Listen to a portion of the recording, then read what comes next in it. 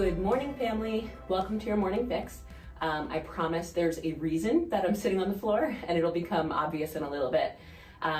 But just to review last week for a minute, last week I spoke about being present and not rushing through the hard seasons and not rushing through the pain so that we can process and grow through them. Because remember, if we rush through them, then we won't spend the time that it requires to grow, right? This week, my heart is focused on what we can do to train and prepare for what life throws our way, right?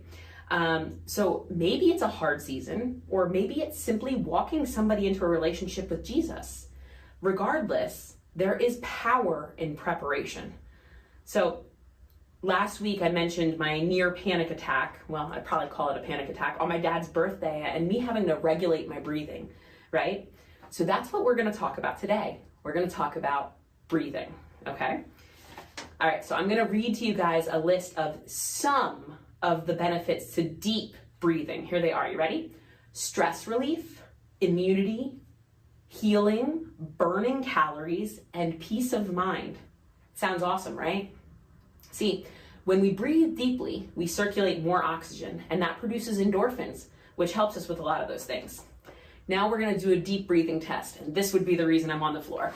I'm gonna turn this way and lay down for you guys.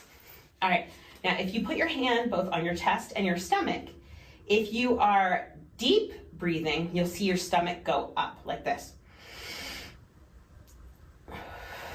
Your stomach will go up and down with breathing. If we are shallow breathing, then our chest goes up and down with breathing, like this. I just actually made my stomach go up too.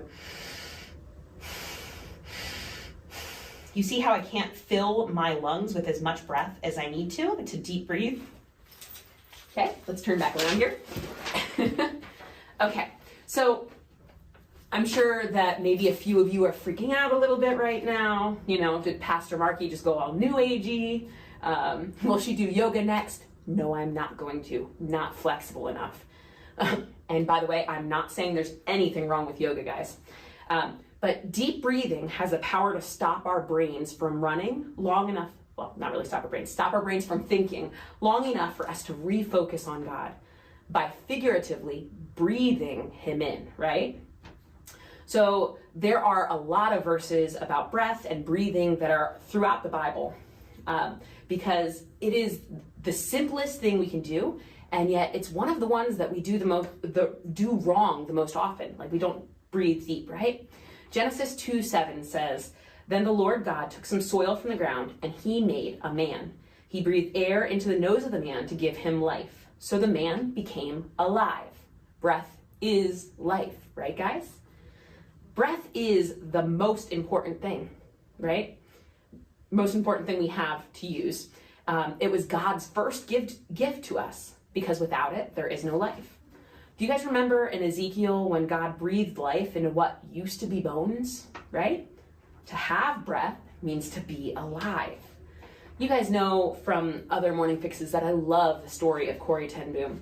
One of the lines in her book about Betsy, I'm gonna quote it real quick. It says this, it says, "More and more, the distinction between prayer and the rest of life seemed to be vanishing for Betsy."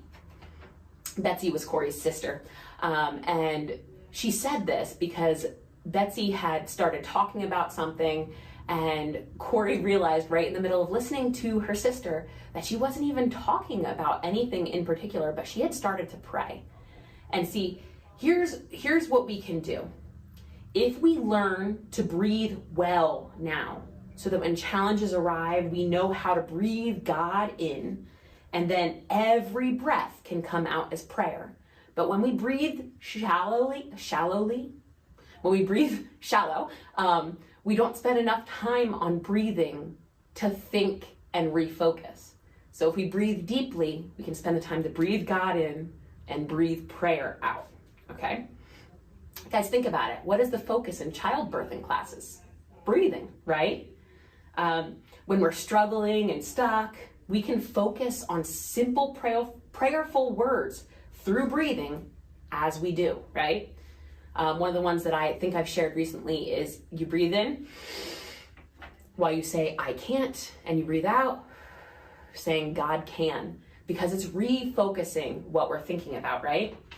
I did a search on verses with breath in them in the Bible, or not in the Bible, in a Google search, I'm sorry. But Bible verses in a Google search, and it popped up with 39 results. There may be more or less, it's not conclusive, but 11 of those 39 are actually out of the book of Job. And guys, that tells me that it's powerful to focus on breathing during trials and hardships in life, right? So let's prepare to breathe during hard things by practicing now. Let's spend some time focusing on our breathing. You know, if you're brave enough, lay down and see if you're breathing from your chest or from your belly, and then try all day to make sure you're breathing the way that we should be. And then every time you breathe in God and breathe out in prayer. All right? I love you guys, and I will see you next week.